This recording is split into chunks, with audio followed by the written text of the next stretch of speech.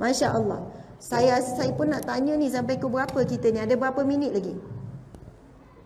Tuan Haji. 10 minit. Terpulang. Kalau terpulang tu kan, kena pulang segera tu.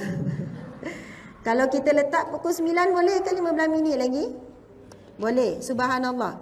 Baiklah, kita fokus balik tadi tu. Pasal takwa tu, nak sebut ada 5 tingkatan takwa. Cuba kita cek kita berada di tingkatan yang keberapa. Saya ni baca kitab ni. Nasihat Agama dan Wasiat Iman, Wasayal Iman, oleh Imam Habib Abdullah Al-Haddad ni. Dia adalah ulama besar yang buta daripada kecil. Dia buta kerana satu penyakit yang dia asalnya tak buta. Lebih kurang umurnya 6 tahun, 7 tahun macam tu dia buta. Tetapi Allah celikkan mata hatinya. Dia tulis banyak kitab-kitab yang muktabar. Ini antara karya dia yang paling agung. Maksudnya selepas itu dia membesar dan dia hafaz Al-Quran 30 juzuk. Dan dia hafaz banyak hadis-hadis Nabi, ribu-ribu hadis Nabi dan sebagainya. Dan dia mampu menulis. Kita yang celik ni ada tulis buku tak? Tak ada. Sebab itu kadang kita tengok orang yang cacat tapi mereka lebih sempurna daripada kita. Kita pula yang sempurna, rupanya kita lagi cacat daripada mereka. Subhanallah, Allahu Akbar. Baiklah, tingkatan takwa yang kita sebut, bekalan takwa yang paling utama tadi ada beberapa tingkatan. Cuba kita cek kita berada di mana. Tingkatan yang pertama, takut kepada melakukan sesuatu kekufuran. Ini adalah makam kedudukan orang Muslim. Ini tahap kita lah ni. Takut apa? Takut buat sesuatu jatuh kufur. Takut lafaz sesuatu jadi murtad. Takut makan begini-begini jatuh kufur dan sebagainya. Jadi ini tingkatan yang dipanggil makam orang Muslim. Tingkatan yang kedua, takut melakukan dosa. Takut melakukan dosa. Ini makam apa? Makam orang yang suka bertaubat kepada Allah. Makam ni maksudnya kedudukan lah. Bila buat dosa terus rasa takut. Bila buat dosa terus rasa menggeletar. Bila buat dosa terus menangis. Kita lepas mengumpat orang menangis tak? Tuan-tuan mengumpat tak ni? Ada tak di kalangan kita yang selamat daripada mengumpat orang lain? Dulu orang kata orang perempuan kuat mengumpat, tapi sekarang ni macam sama ya kan? Macam sama lebih kurang je. Wallahu alam. Mungkin orang lelaki kurang sikit lah kot. Orang lelaki dia banyak zikir, baca Quran. Subhanallah.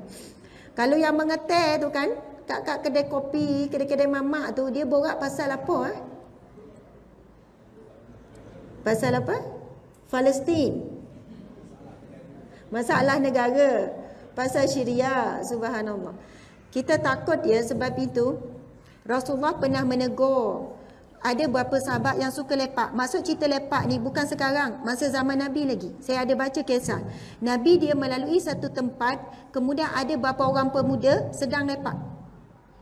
Kemudian Rasulullah menegur, ini tempatnya kamu melakukan banyak kesilapan. Maksudnya kadang tak fikir pun nak cakap pasal orang, tapi bila dah duduk, dah lepak, terkeluar cerita orang. Rasulullah kata, kalau kamu nak berada di sini, beri hak kepada jalan ni. Maksudnya jangan ganggu orang nak lalu lintas ke apa.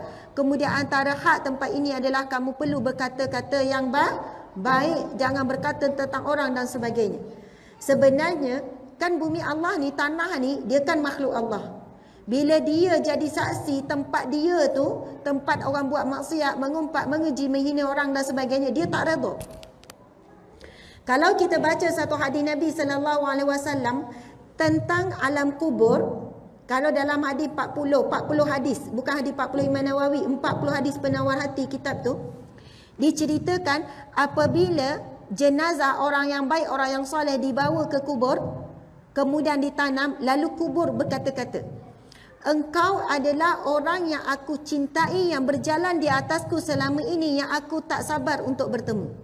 Dia ucap apa? Ahlan wa sahlan, selamat datang. Bayangkan kita besok bila dalam kubur orang dah tinggalkan kita semua, tiba-tiba dengar suara ahlan wa sahlan, selamat datang.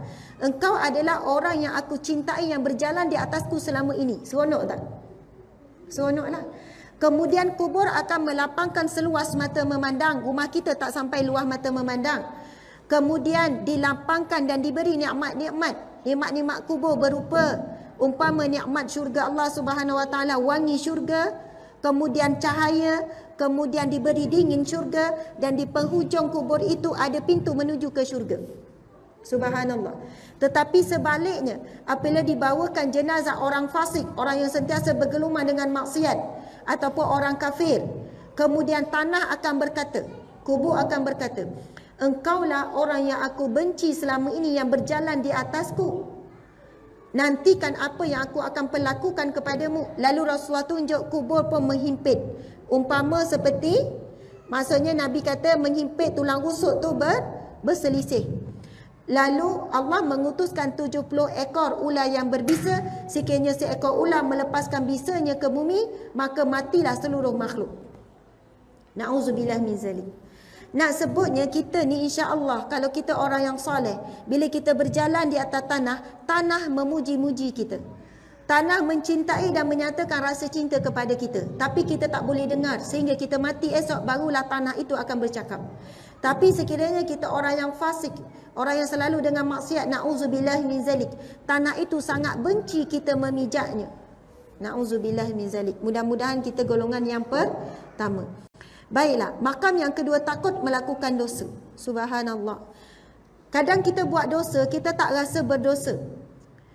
Boleh ke saya nak cerita satu kisah sahabat Nabi SAW.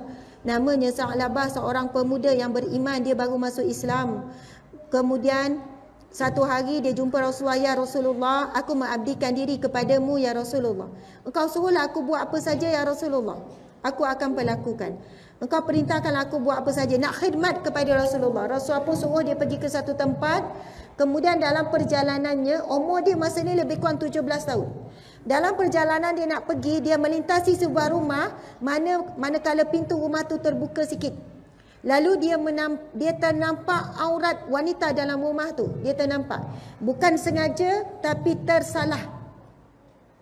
Sebab rasa berdosa, dia bertaubat, dia menangis dan dia membawa diri dia masuk ke gua di pinggir kota Madinah. Dia lebih kurang 2-3 hari macam itulah.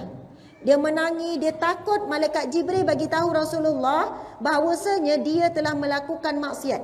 Padahal tak sengaja ni. Nak kata hebatnya suatu jiwa yang rasa berdosa bila buat dosa. Kita ni kan tak tahulah ni. Kalau nak kira berapa orang kita ngumpat, saya rasa lebih daripada 1000 ni. Start daripada balik dulu, sekolah menengah, sekolah menengah, masuk universiti, masa kerja sampai sekarang. Kalau nak list lah nama orang pernah kita ngumpat, mungkin ribu-ribu lah, betul tak? Ke tak ngaku ni? Ke tak ada ngumpat orang? Sekarang kurang ngumpat, dah penat dah ngumpat. Masa muda dulu kan gagah juga kan? Melintah orang tu, melintah orang ni, ngumpat arti, ngumpat macam-macam lah. Banyak mana kita ngumpat tu tak mampu menitikan air mata. Ya Allah, aku menyesal mengumpat dan sebagainya. Cerita Sa'labah tadi tu. Kemudian Rasulullah meminta Sayyidina Umar, wahai Umar, cari Sa'labah. Berapa hari tak balik-balik ni. Sayyidina Umar pergi cari, jumpalah dia. Kemudian dia dalam keadaan lemah sangat sebab berapa hari tak makan, tak minum. Dalam keadaan ketakutan, bila dia nampak Sayyidina Umar, dia kata, wahai Umar, adakah malaikat Jibril dah bagi tahu Rasulullah tentang diriku? Duduk fikir takut pasal dosa yang tak sengaja tu. Kemudian dia pun dipapah, keadaannya dah teruk, dah tenat, dibawa jumpa Rasulullah. Rasulullah letak kepalanya di atas riba Rasulullah. Dia tarik kepalanya, kemudian Rasulullah kata, wahai Sa'labah, kenapa wahai Sa'labah? Aku sangat banyak dosa ya Rasulullah, aku tidak layak. Rasulullah tarik juga meletakkan kepala di atas riba Rasulullah sallallahu alaihi wasallam. Rasulullah bertanya, wahai Sa'labah, apa yang kamu mahu wahai Sa'labah? Masa ni Sa'labah dah nazak. Aku mahu pengampunan Allah ya Rasulullah. InsyaAllah kamu akan diampunkan Allah. Apalagi kamu mahu wahai Sa'labah? Aku inginkan syurga Allah, kamu akan dapat Sa'labah. Apalagi yang kamu mahu? Aku ingin bersamamu ya Rasulullah, kamu akan dapat. Subhanallah. Kemudian Sa'labah meninggal di pangkuan Rasulullah sallallahu alaihi wasallam. Diceritakan ketika Rasulullah nak pergi ziarah selepas siap tanam, solat apa semua dah tanam, Rasulullah nak pergi ziarah kubur Sa'labah. Rasulullah berjalan dengan susah dan payah, sedangkan para sahabat dah membuka ruang yang luas untuk Rasulullah lalu. Kemudian sahabat bertanya, ya Rasulullah, kenapa kamu berjalan macam payah? Rasul kata, kalaulah kamu nampak apa yang aku nampak, penuh para malaikat Allah turun berbondong-bondong mengiringi jenazah Sa'labah. Subhanallah. Nak cerita pemuda yang tak glamour pun, yang tak ada apa-apa pun, tetapi sebab apa? Dia ada satu sifat dalam dirinya, rasa takut kepada dosa. Kadang-kadang inilah yang membuatkan kita ni rasa hidup jalan selesa, senang hati dan sebagainya. Sebab kita buat dosa tapi tak rasa berdosa. Subhanallah. Di kalangan kita ni tak ada siapa yang boleh jamin dosanya telah pun diampunkan Allah Subhanahu Wa Taala. InsyaAllah. Kita antara makam yang kedua ni, ciri-ciri mereka ialah dia sangat banyak beristighfar kepada Allah. Sekurang-kurangnya sehari berapa banyak? 1000 kali paling kurang. 1000 kali tak banyak. Selepas solat 10 minit saja. 10-15 minit 200. 5 kali solat boleh 1000 kali sehari. Dibandingkan dosa yang banyak, sentiasa melazimi istighfar. Astaghfirullah, astaghfirullah. Nak sebutnya, mereka bukan golongan yang tak buat dosa. Tak ada manusia boleh selamat daripada dosa. Nabi sebutkan, al-insanu la yakhlu 'anil khata'i wan nisyan. Manusia tak boleh lagi, tak boleh sunyi daripada buat dosa dan juga lupa. Jadi, golongan ini adalah golongan yang melazimi istighfar. Astaghfirullah, astaghfirullah, astaghfirullah. Bawa kereta astaghfirullah. Nampak apa-apa. Bukan tak nampak maksiat, bukan tak ngumpat, tapi banyak melakukan istighfar.